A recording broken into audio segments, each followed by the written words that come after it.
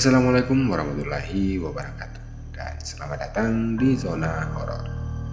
Di episode kali ini saya akan menceritakan salah satu kisah yang dialami oleh satu teman saya yang hilang di salah satu hutan yang ada di daerah Maluku Utara. Seperti apa ceritanya? Langsung aja kita ke ceritanya. Halo teman-teman, nama saya Aldi dan kali ini saya menceritakan kisah saya yang tersesat di hutan selama beberapa minggu. Cerita bermula saat saya dan beberapa orang lainnya mencari damar di salah satu hutan belantara yang terletak di salah satu pegunungan yang terkenal di Maluku Utara. Dan dengan bekal yang seadanya, akhirnya saya pun mengiyakan ajak-ajakan dari teman-teman saya, yaitu pergi mencari damar di hutan tersebut. Dan dengarnya hutan tersebut memiliki damar yang sangat melimpah. Dan akhirnya kami pun memutuskan buat pergi ke sana. Di waktu itu kami berangkat sekitar 20 orang. Dan kami bagi kelompok masing-masing, yaitu terdiri dari 2 orang. Saya sekelompok dengan teman saya yang namanya Hairul. Nah, si Hairul ini adalah salah satu anak yang sangat pendiam dan cukup tertutup. Singkat cerita, kami 20 orang ini memulai perjalanan kami dengan keluar dari kampung dan menuju hutan tersebut harus melewati lautan terlebih dahulu dengan jarak tempuh yang masih dibilang tidak terlalu jauh. Sekitar 1 jam perjalanan, akhirnya kami sampai di salah satu pemukiman yang kita sebut ini adalah Kampung Baelang. Nah, dari Kampung Baelang tersebut kami harus menempuh jarak sekitar 10 kilo lagi buat sampai di hutan damar tersebut. Dan sekitar kami berjalan kurang lebih 10 jaman gitu, dan kami harus berpisah karena sudah membagi masing-masing kelompok itu ada 2 orang. Jadi di pertengahan atau di persimpangan jalan kami mulai ambil jalan masing-masing per kelompok. Kenapa kami 20 orang ini tidak satu kelompok sekaligus? Karena takutnya nanti ada yang tidak kebagian damarnya teman-teman. Jadi alangkah baiknya kami memutuskan buat bagi per kelompok 2 orang biar semuanya tidak saling berebutan satu sama lain. Nah, singkat cerita kami berdua ini berpisah dari mereka dan mulai berjalan menyusuri hutan belantara, dan ini pertama kalinya saya masuk di hutan sejauh ini. Akhirnya berjalan cukup lama dan kami mulai kelelahan. Akhirnya saya mengajak si Hairul buat istirahat sejenak. Kita istirahat dulu, gimana Rul? Kamu udah capek ya? Iya nih. Ya udah kalau gitu kita istirahat dulu sambil masak. Kebetulan kita juga udah lapar nih. Kami istirahat di waktu itu pukul 6.00 dan memutuskan buat masak. Jadi kami bagi tugas, saya yang masak dan teman saya yang buat tenda buat nantinya kita gunakan untuk istirahat sejenak. Setelah selesai masak, kami berdua pun menyantap makanan di tengah api unggun yang membara. Karena hari sudah mulai malam. Namun di sela-sela kami makan, dari kejauhan saya melihat sepasang mata yang mengintip kami di balik pohon yang lumayan besar. Rul, kamu lihat nggak tuh? Lihat apa? Tuh di balik pohon, ada sepasang mata yang ngintip tuh. Oh, itu mungkin salah satu hewan yang ada di hutan ini, jadi nggak usah takut. Karena saya berpikir ada benarnya juga. Jadi ya udahlah. Akhirnya kami pun melanjutkan aktivitas dengan masuk di tenda sambil rebahan di malam itu. Karena teman saya ini gak banyak cerita, akhirnya di malam itu kami berdua pun ketiduran dan bangun kesiangan. Kami pun langsung bergegas buat packing semua barang dan mulai melanjutkan perjalanan karena hitungannya ini masih jauh.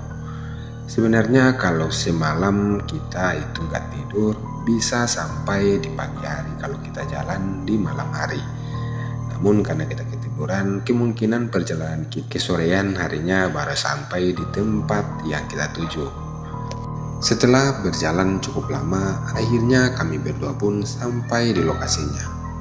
Informasi aja buat teman-teman yang gak tahu damar itu apa, ini saya kasih tahu. Jadi damar itu semacam getah kayu, tapi ini bukan kayu sembarang. Karena kalau kita bandingkan dengan kayu yang lain, getahnya itu agak beda teman-teman. Intinya itulah. Jadi perbedaannya kita bisa lihat dari si getahnya. Yang kita ambil adalah getahnya, nanti setelah diambil dia bakal mengeras dan kita bisa gunakan itu sebagai api dan lain-lain. Itu mungkin gambaran buat teman-teman yang gak tahu damar. Jika teman-teman masih belum paham apa itu damar, teman-teman bisa cari aja di Google. Oke, kita lanjut. Jadi pada saat itu kami menemukan pohon damar ini sekitar 10 pohon. Dan kami bagi masing-masing 5 pohon. Dan kami pun mulai tuh ambil masing-masing alat lalu melukai kayunya dan getahnya pun kami taruh di tempat seperti yang begitu untuk wadahnya. Setelah semua sudah kami pastikan getahnya itu menetes ke ember atau wadahnya, kami pun lanjut dengan mencari pohon lainnya. Gimana kalau kita cari pohon lainnya? Siapa tahu di sekitaran sini masih ada.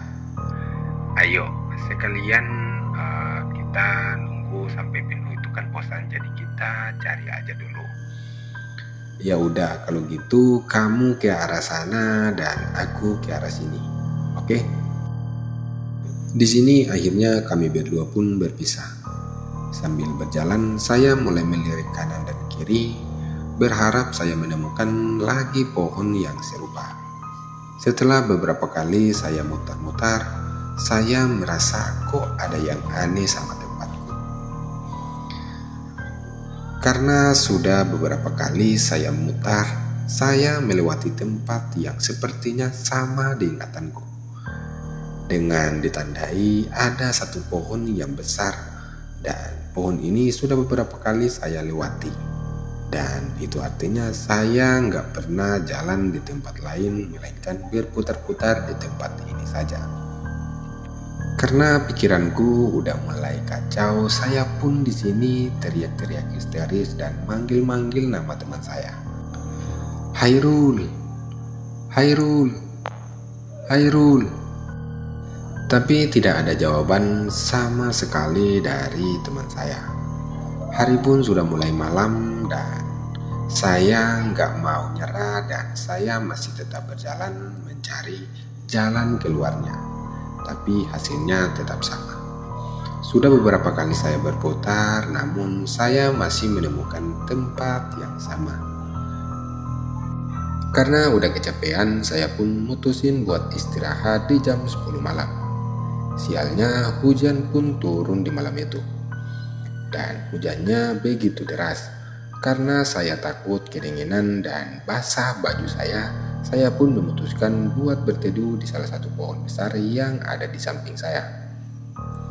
Sembari duduk menunggu redupnya hujan di malam itu, saya melihat sepasang mata yang sama sebelumnya. Mata tersebut terlihat agak berbeda dari yang sebelumnya.